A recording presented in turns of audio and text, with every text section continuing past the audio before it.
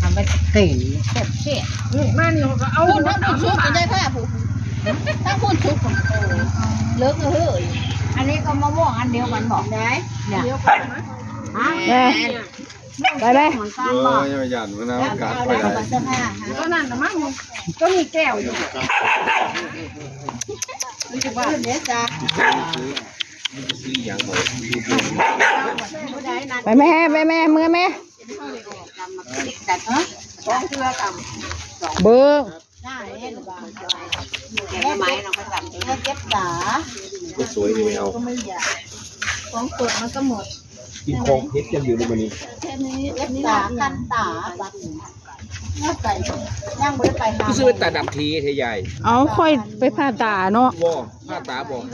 ตาค่อยบดีเลยตาบดีแล้วเป็นโตเป็นเต้ตาเพิ่นก็มั่วเลยเนี่ยตำลูกนอนกับร้านตาเพิ่นก็มั่วจ่าพวกอะไรอะไรมาหาหมอมันเบิ่งโทรทัศน์เป็นคู่คนมันยังละเป็นเอาแล้วพ่อเอาแล้วมาขุดว่า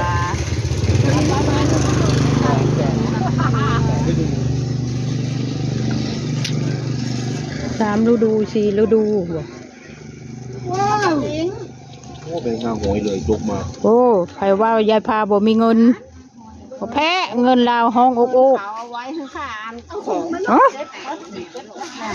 ใครเอาให้เอาว่าแม่อันเดียวของมาเว้ยแม่ดูเยอะแม่บ้านนอนอยู่นับได้กินได้พวกนี้อย่าลืมนะเกี่ยวปลาเราจะมาได้มามาสิกระลาตาคนที่มาเราว่านำลูกกับลูกแบบใดกินแบบใดเนี่ยมื่นบ่ได้มามื่นบ่อันนี้คนงานมีมาเพราะลงไปที่ยายสมควรกับบ่ได้มาเป็นไปคุระมาเก่าแกงป่ามาได้วันอาทิตย์มะเขือใส่กบ วันอาทิตย์บ่ได้มานี่มะเขือใส่กบเอาเฮ็ดแมงดาอะไรฮะเตรียมปลาใส่แมงดามาแล้วเจ้าปลาสิได้อันป่นกบลาวาวแม่ส่งเขาเรียนจบต้อยขาวแล้วค่ะขับเป็นจ้านั่นแหละเอาไปกินไว้บนสีใครอยู่จังหวัดภาคอีสานกันพูดแบบนี่ทำอะไรกินเลยนี่ล่ะจะมีอะไรค่ะต้องเอาที่ร้านมาตรวจ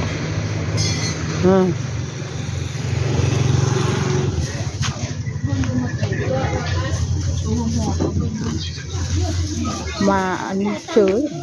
มานี่จะยามดอกเน่ไปหาเงี้ยวใส่กระบอกเขาเด้อแต่แม่ก็คือตายมีมามุ่งรักระบายระบายใส่ลูกบ่ลูกชายชายอยู่โคตรแม่ก็ได้ถ่ายภาพมาเต็มมันกระดงถึงภาพมาแล้วก็ภาพเงี้ยภาพแห้งเนี่ยเอาใหม่นะอันนี้นะ9 บาทได้หรอเราก็ได้ไปตรวจน้ำหลักก็จะหาของเลยมันเป็นแบบนี้เงินทอนมีเงินทอนเจ๊นี่กันเพราะว่าเขาทอนแพงละนี่จะใบพันเหอะมาซื้อเอาจะไม่มีเงินทอนปั๊บบึงแน่เนี่ยไฟกาใบพันมาแน่เห็นอย่างไรที่มันอ่านแม่ขบุญสาวจะใบพันนะบ้านคุณบุญเฮงรวยเนาะแจกมา6-7,000แจกมาบุรีโอ้สาวตองก็เป็นสาวแล้วสาวตองคนงามสาวตองคนงามน้องปามพร้อมมารยาทดีแท้คนนี้รัชดาดีเฮ้ยปามเบิ่งในรถนะโอ้ยยามีบอกเงินทอนยาทำความไม่ง่ายจริงยามีบอกแต่500ยา500มีได้โอ้ยงั้นมีอยู่บ่มุมมันจะคุยกับลูกบัดเนี่ย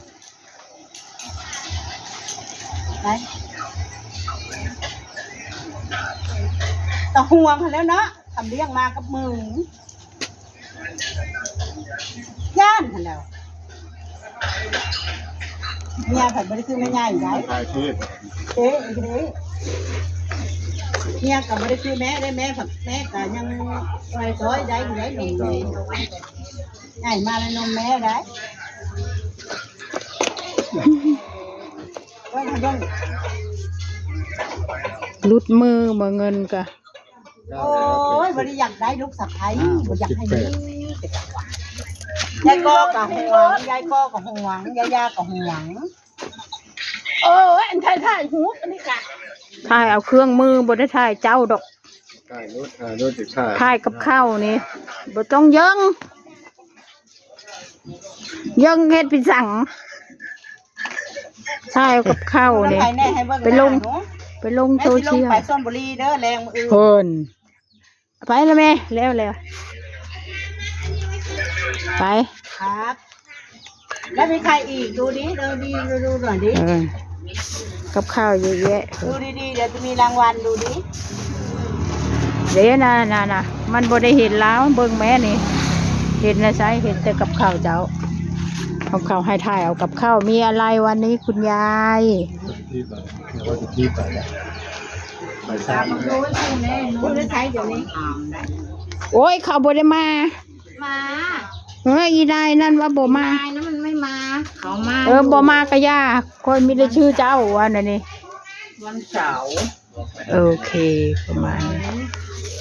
มักพริกก็ได้ น้อยนะ โอ้มักพริกเด้อ นี่แหละข่อยมันชอบแบบนี้แหละพี่ เผ็ดใช้ได้อันนี้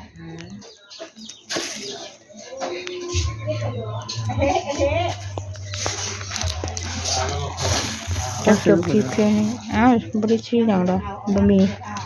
ก็เยอะได้เจล